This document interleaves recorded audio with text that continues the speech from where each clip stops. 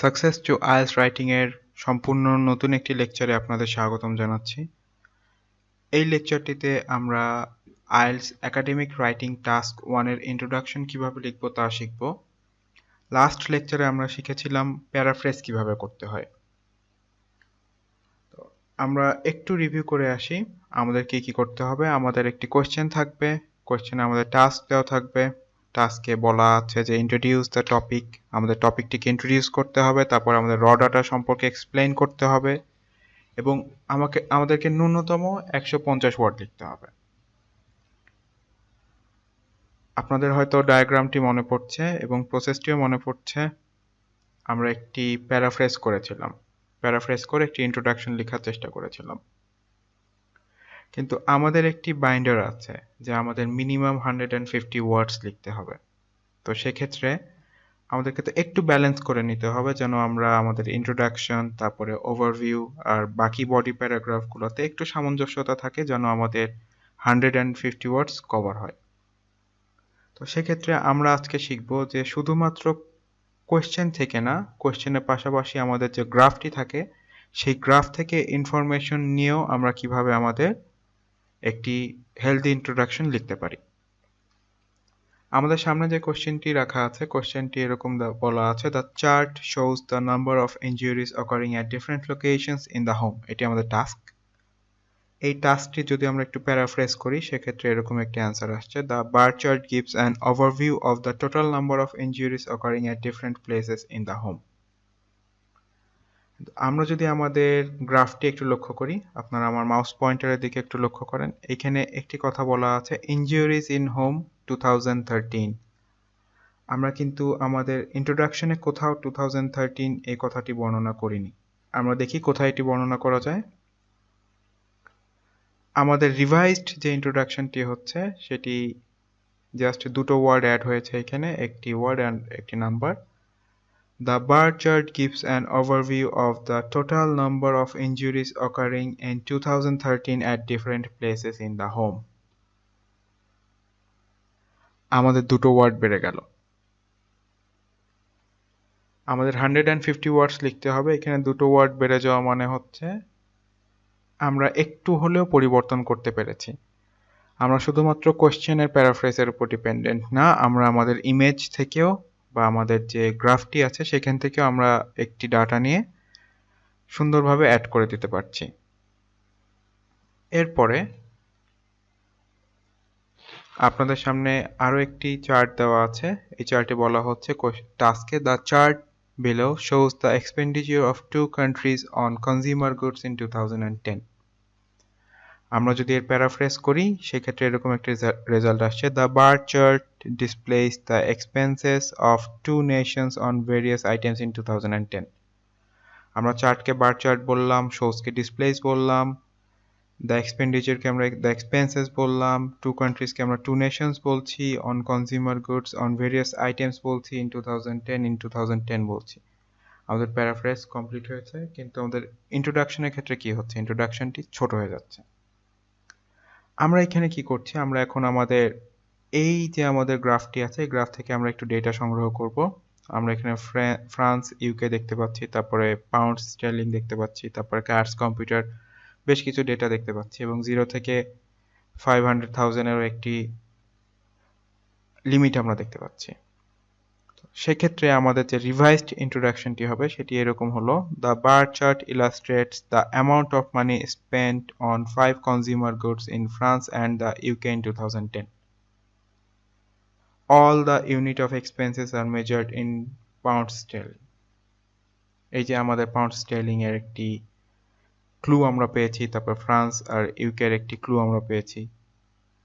আর এখানে কয়টা কনজিউমার গুডের কথা বলা হচ্ছে, 1, 2, 3, 4, 5। এই ক্ষেত্রে কি হচ্ছে, আমরা শুধুমাত্র কোশ্চেনের উপর নির্ভর হচ্ছি না, বা কোশ্চেনের যে আমাদের টাস্কটি দেওয়া আছে টাস্কের উপর নির্ভরশীল হয়ে আমরা আমাদের প্যারাফ্রেজটি কমপ্লিট করছি না। ওটার পাশাপাশি আমাদের যে গ্রাফটি রাখা আছে বা আমাদের যে র ডেটাটি রাখা আছে, র ডেটা থেকে আমরা ইনফরমেশন সংগ্রহ করে একটি ইন্ট্রোডাকশন লিখছি। আশা করি আপনারা বুঝতে পেরেছেন। এরপরে আমরা আরো একটি এক্সাম্পল দেখে আসি।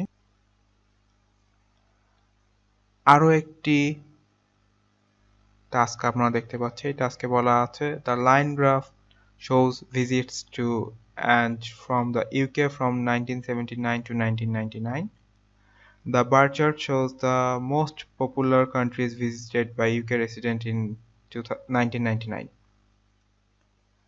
এখানে দুটো টাস্ক আলাদা আলাদা টাস্ক দেওয়া আছে। প্রথম টাস্কে বলা হচ্ছে এরকম যে ইউকেতে ভিজিটের সংখ্যা কত, আর এখানে আমাদের কিছু প্যারামিটারস আমরা দেখতে পাচ্ছি যে আমাদের স্ট্রেট লাইনটির মানে হচ্ছে visits abroad by UK resident, অর্থাৎ ইউকে রেসিডেন্টরা বাইরে কি পরিমাণ ভ্রমণ করেছেন। আর আমাদের যে স্যান্ডউইচ লাইনটি দেখা যাচ্ছে এখানে বলা হচ্ছে visits to the UK by overseas residents, বাইরে থেকে কি পরিমাণ মানুষ ইউকেতে এসেছেন।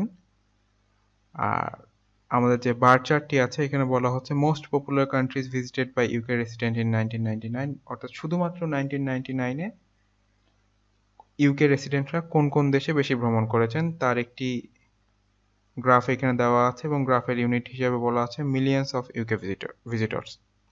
তো আপনারা একটু ব্রেন স্টর্মিং করেন, ব্রেন স্টর্মিং করে আপনারা আপনাদের একটু ইন্ট্রোডাকশন লেখার চেষ্টা করেন এবং ভিডিওটি পজ করে আপনারা আপনাদের ইন্ট্রোডাকশনটি লিখতে পারেন। তারপরে আমরা এর একটি রেজাল্ট দেখে আসব। চলেন রেজাল্টটা দেখে আসি। আমরা এখানে বলছি, প্রথমে আমরা লাইন গ্রাফ নিয়ে কথা বলছি।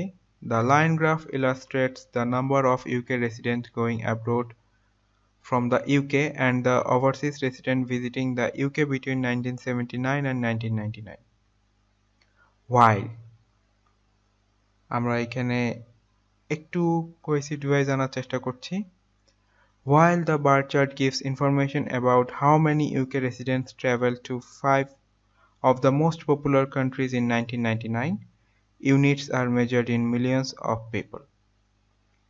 আমাদের এখানে কোথাও ইউনিটের কথা বলা নেই, আমাদের কোশ্চেনে কোথাও ইউনিটের কথা বলা নাই, আবার কোথাও বলা নাই হচ্ছে যে মোস্ট পপুলার 5 কান্ট্রিজে ভ্রমণ করেছেন এই কথাটা বলা নাই। তো এই ক্ষেত্রে আমরা কি করেছি, আমাদের যে প্রথম সেন্টেন্সটি ছিল দ্য লাইন গ্রাফ সম্পর্কে, আমরা প্রথম সেন্টেন্সটি কমপ্লিট করেছি। তারপরে আমাদের যে দ্বিতীয় সেন্টেন্সটি আছে, দ্বিতীয় সেন্টেন্সটির পূর্বে আমরা একটি হোয়াইল অ্যাড করেছি যেন আমাদের সেন্টেন্সটি একটু কমপ্লেক্স হয়, ওর পাশাপাশি এটি দেখতেও একটু ভালো লাগে,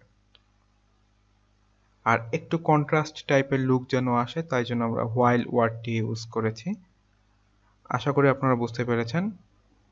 এইভাবে আমরা আমাদের শুধুমাত্র কোশ্চেন যে আছে বা টাস্ক যেটি আছে, টাস্কের উপরে নির্ভর না করে আমাদের যে র ডেটাটি আছে, অর্থাৎ আমাদের র ডেটা থেকে আমরা ডেটা সংগ্রহ করে আমাদের সুন্দর একটি ইন্ট্রোডাকশন তৈরি করে ফেলতে পারি।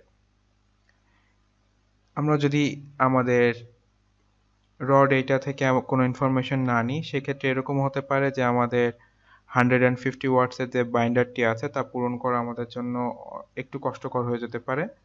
তো আপনারা যতদূর সম্ভব চেষ্টা করবেন আপনাদের যে র ডেটাটি দেওয়া আছে, অর্থাৎ যে টাস্কটি দেওয়া আছে, টাস্ক প্যারাফ্রেজিং এর পাশাপাশি র ডেটা থেকে কিছু রিলেভেন্ট ইনফরমেশন সংগ্রহ করে আপনারা আপনাদের ইন্ট্রোডাকশনে অ্যাড করতে পারেন।